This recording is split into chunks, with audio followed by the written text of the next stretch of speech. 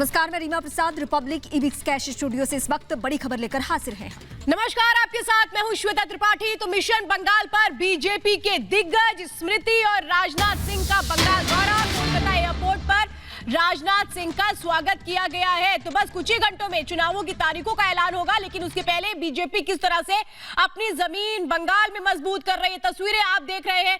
जब पहुंचे वहां पर राजनाथ सिंह, रक्षा मंत्री राजनाथ सिंह जब पहुंचे तो उनका स्वागत किया गया।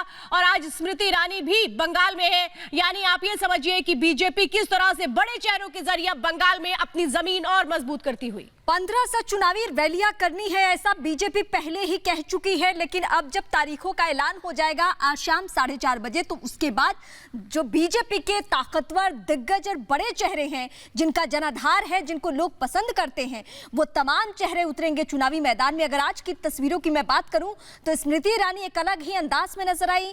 ममता बनर्जी के कहीं ना कहीं उनके कार्ड के तौर पर इस लिहाज से उभरी क्योंकि कल ममता स्कूटी पे थी, आज स्मृति ईरानी, और बेहद ही सरल अंदाज में बंगाली बोलते हुए, बंगाली मानुष को लुभाते हुए, उनको उनकी ही भाषा में उनकी दिल की बात बताते हुए आज स्मृति नजर आई। और सीधे सीधे जब पीएम के मसले पर उनसे सवाल पूछा गया तो दो टूक कह दिया कि अपने संस्कार का ममता बनर्जी परिचय दे रही हैं, जो देश के प्रधानमंत्री के लिए ऐसे अपशब्दों का इस्तेमाल कर रही हैं।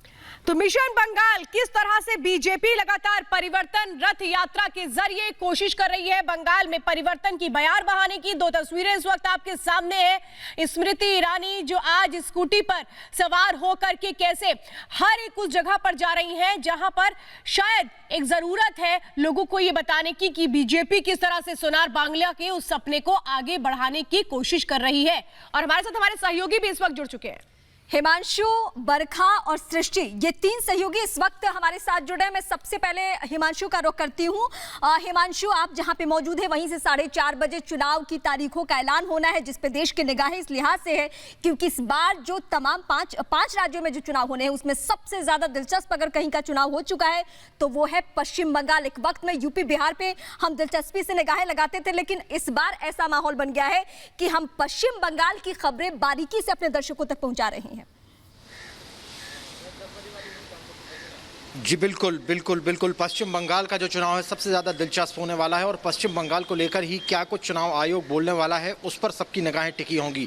जैसे कि कयास लगाए जा रहे हैं कि पिछली बार 6 चरणों में चुनाव हुआ था, इस बार लगभग 7 चरणों में चुनाव हो सकता है, इस तरीके की जानकारी आ रही। हो सकता है कि 6 चरणों में इस बार भी चुनाव दे दे, लेकिन अभी कुछ कहा नहीं जा सकता है कि 6 चरणों में या 7 चरणों में चुनाव होगा। लेकिन ये तय है कि ज़्यादा से ज़्यादा चरणों में चुनाव होगा। आसाम में 3 चरणों में चुनाव हो सकता है, उसके अलावा तमिलनाडु, पुडुचेरी और केरल में एक चरण में चुनाव होगा। इस तरीके की अभी सूत्रों द्वारा जो हमें जानकारी मिल रही है। लेकिन पश्चिम बंगाल इसलिए अहम है क्योंकि वहां पर लॉ एंड ऑर्डर की जो सिचुएशन है सबसे ज्यादा खराब है। बीजेपी के तमाम लीडर्स कई बार चुनाव आयोग में शिकायत कर चुके हैं कि यदि निष्पक्ष तरीके से पश्चिम बंगाल में चुनाव कराना है तो सेंट्रल फोर्सेस भेजनी पड़ेंगी। निष्पक्ष तरीके से यदि चुनाव कराना है, फ्री एंड फेयर चुनाव कराने हैं, तो जो अधिकारी हैं उन लोगों को बदलना पड़ेगा। बिल्कुल हिमांशु, आप सही बात कह रहे हैं। और इसीलिए देखिए पैरामिलिट्री फोर्सेस की भी तैनाती हुई है वहां पर। 35 कंपनी पैरा मिलिट्री फोर्सेस की बंगाल में पहुंच भी चुकी है। और हमारे साथ इस वक्त मेरी सहयोगी सृष्टि भी जुड़ी हुई है बंगाल से ही। सृष्टि, जैसे हिमांशु कह रहे थे कि बंगाल में खासतौर पे अगर हम देखें तो 7 से 8 चरणों में चुनाव हो सकते हैं, 294 सीटें हैं और सबसे ज्यादा निगाहें अगर किसी की कहीं टिक रही हैं तो वो बंगाल को लेकर ही है। बिल्कुल जाहिर तौर पर श्वेता, हम लोग लगातार सुबह से ही जब से ये अनाउंसमेंट हुआ है कि 4:30 बजे प्रेस कॉन्फ्रेंस होने वाली है और तारीखों का ऐलान होने वाला है। हालांकि पहले मार्च के पहले हफ्ते में कयास लगाए जा रहे थे, लेकिन अचानक से खबर निकल कर आई कि आज ही ऐलान हो सकता है। तो पश्चिम बंगाल पर सबकी निगाहें मात्र एक वजह है, 1 से 2 वजह हम जो देख पा रहे हैं, क्योंकि इससे पहले का जो चुनाव रहा वहां पर बीजेपी इतनी मजबूती से नहीं थी और इस बार की जो टक्कर है वो सिर्फ बीजेपी और टीएमसी के बीच में है। बीच में कोई भी और पार्टी का नामो निशान इस वक्त बंगाल की धरती पर देखने को नहीं मिल रहा है। और जैसा आप लोग भी लगातार बता रहे हैं कि तमाम जो पैरामिलिट्री फोर्सेस 15 टुकड़ियां पहले लगा दी गई हैं, क्योंकि बीजेपी लगातार इस बात की शिकायत करती रही है, लगातार इस बात का डर जताती रही है कि हिंसा यहां पर हो सकती है, जो कि अभी तक की तमाम रैलियों में कई बार ऐसी खबरें आई, कई बार ऐसी तस्वीरें हमने देखी हैं। रिपब्लिक भारत और रिपब्लिक बांग्ला लगातार यहां चप्पे चप्पे पर मौजूद रहा और वो तस्वीरें हमने अपने दर्शकों तक आप तस्वीरों का जिक्र कर रही हैं तो हम चाहते हैं बिना वक्त जाया किए अपने दर्शकों को वो तस्वीर दिखा दें जो चुनावी माहौल में बेहद दिलचस्प है। ये तस्वीरें जो आपके टीवी स्क्रीन पर है, दरअसल स्मृति ईरानी स्कूटी चलाती हुई नजर आई और राजनाथ सिंह भी, केंद्रीय मंत्री राजनाथ सिंह भी आज पश्चिम बंगाल के दौरे पर है और वो भी चुनावी रण में कूद चुके हैं। और कल इसी अंदाज में नजर आई थी ममता बनर्जी, लेकिन जब स्मृति ईरानी पहुंची और अपने अंदाज में बोलती हुई नजर आई तो आप सुनिए उन्होंने क्या कुछ कहा। पहले उनको सुनिए आप।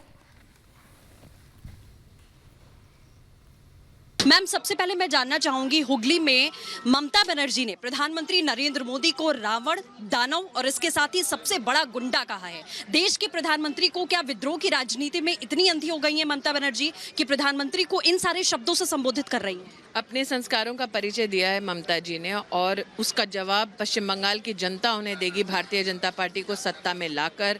ये निंदनीय है और दुखद है कि देश के प्रधानमंत्री के खिलाफ एक प्रदेश की मुख्यमंत्री के मुख से इस प्रकार के कठोर और इस प्रकार के निंदनीय शब्द निकले। लेकिन ममता जी से हम लोग वैसे भी राजनीतिक संस्कारों की अपेक्षा नहीं करते।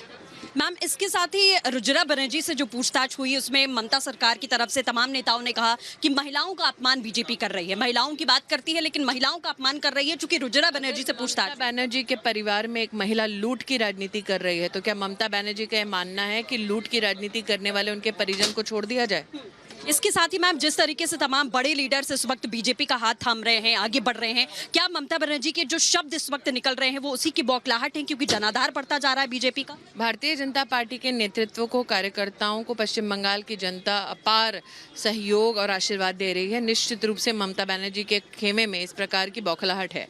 कल मैम जो कैंपेन की शुरुआत हुई है लोको चुनार बांग्ला, इसके साथ ही जेपी नड्डा ने कल ये भी कहा कि यहाँ के हर एक गांव में, हर एक गली में संस्कृति और संस्कार बसते हैं और यहाँ की जो लोकल कम्युनिटी है, जो लोकल प्रोडक्ट्स हैं, उसको हम ग्लोबलाइज करने की कोशिश करेंगे जो इतने सालों में नहीं हुआ। तो क्या यहाँ की जनता इस बात की उम्मीद आपसे करेगी कि सरकार बनेगी तो वाकई में ये चीज़ें होंगी? बिल्कुल, जहाँ जहाँ भारतीय जनता पार्टी की सरकार है इस प्रकार के प्रयोग हमने किए हैं बड़ी सफलतापूर्वक। उत्तर प्रदेश में ये प्रयास किया गया है, गुजरात में भी लोकल प्रोड्यूस को ग्लोबल बनाने में भारतीय जनता पार्टी ने प्रखर भूमिका निभाई है। और निश्चित रूप से जैसा हमारे राष्ट्रीय अध्यक्ष जी ने कहा है, पश्चिम बंगाल में भी जब सेवा का मौका पश्चिम बंगाल की जनता हमें देगी आने वाले चुनाव में, तब निश्चित रूप से हर एक ज़िले में इस प्रकार की व्यवस्थाएं, ताकि जनता की आमदनी के ये सारे जितने भी हमारे पास आयाम है वो सुदृढ़ हो सके। मैम, एक आखिरी सवाल, लगातार ममता बनर्जी प्रधानमंत्री मोदी को और बीजेपी को बाहरी का अटैक देती हैं। क्या पेटेंट हो चुका है बंगाल पर ममता बनर्जी का और कोई गुजराती बंगाल पर राज नहीं कर सकता? ये सोच क्या है? क्या भारत से अलग करना चाहती है बंगाल?